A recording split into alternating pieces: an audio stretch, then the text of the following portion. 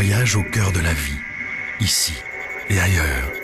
Space, en partenariat avec l'Agence spatiale européenne. C'est le rendez-vous des professionnels et des enthousiastes de l'aviation et de l'espace. Bienvenue au salon aéronautique de Berlin, ILA pour les intimes. Cette grand-messe des airs, la plus ancienne du genre, est célébrée tous les 2 ans depuis 1909.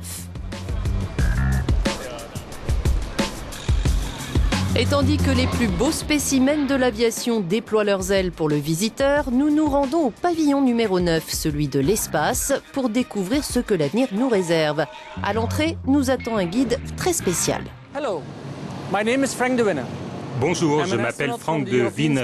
Je suis un astronaute de l'Agence spatiale européenne et j'ai été le premier commandant de la Station spatiale internationale.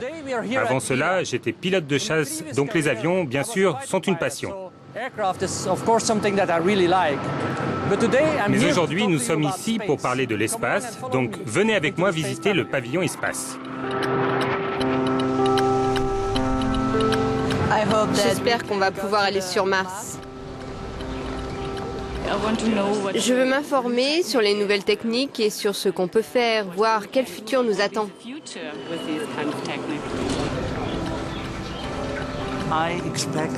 J'espère en apprendre plus sur les écosystèmes de notre Terre. Pour atteindre tous ces objectifs d'une manière efficace, l'astuce consiste à s'équiper de toute une variété de lanceurs adaptés aux besoins de chaque mission.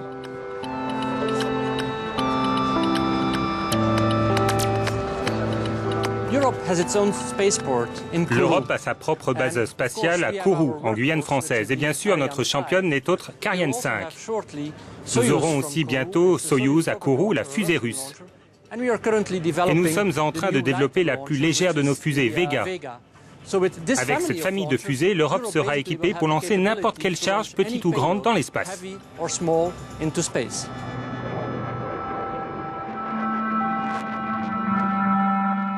Nous voici dans la partie observation de la Terre du pavillon. Récemment, l'ESA a lancé 3 satellites d'observation de la Terre, Cryosat, SMOS et Goche. Et à l'avenir, nous lancerons 2 autres vaisseaux spatiaux, Sentinelle.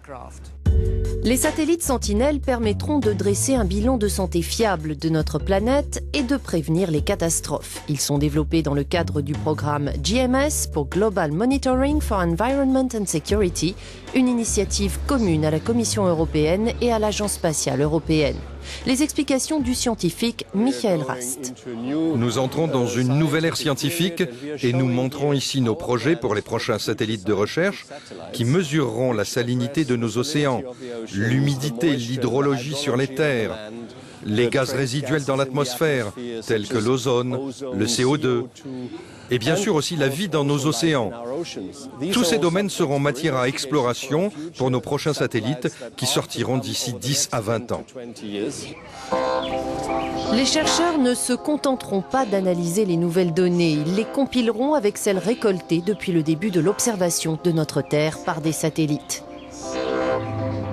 Pour ce qui est de l'espace, les robots revendiquent leur place en tant qu'avatar des humains dans un avenir lointain. Ils font déjà de grands explorateurs. Voici la planète Mars. Comme vous pouvez le voir, nous avons de nombreux vadrouilleurs ici en train d'explorer Mars. L'Europe a un grand programme baptisé ExoMars. Nous allons chercher la vie ou des traces de vie et plus tard, dans un futur lointain, nous effectuerons une mission de rapatriement d'échantillons.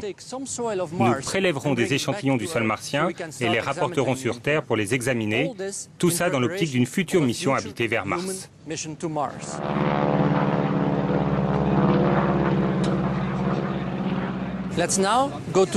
Intéressons-nous maintenant à un secteur très important pour notre industrie et sa compétitivité. Vous y avez recours au quotidien quand vous passez un coup de fil, par exemple. C'est la section télécommunications. Derrière moi, quelques satellites. Il y a AlphaSat et le petit Geo. Ces satellites sont développés en partenariat avec le secteur privé dont ils renforcent la compétitivité et vous assurent un meilleur service.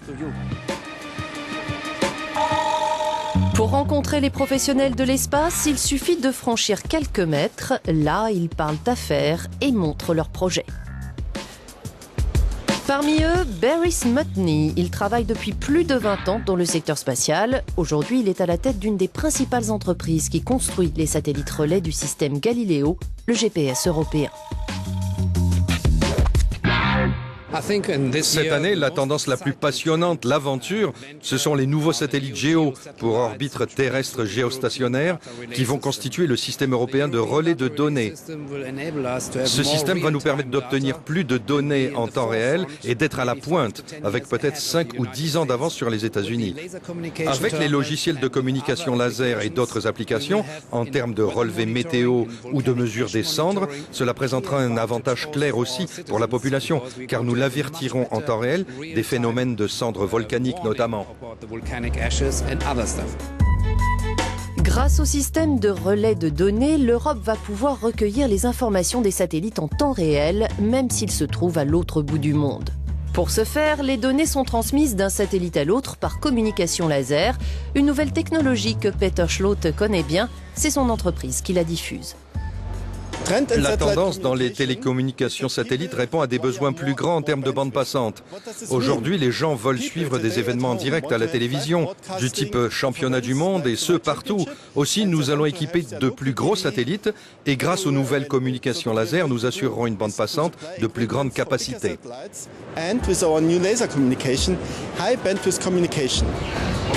Les professionnels insistent aussi sur le fait que dans la crise actuelle, l'espace est un secteur clé. C'est là que sont développées les nouvelles technologies, que la science avance et que sont créés des emplois de qualité.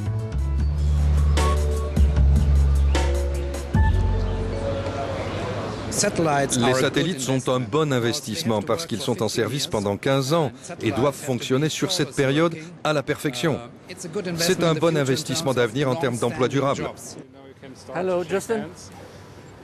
Good morning. Good afternoon.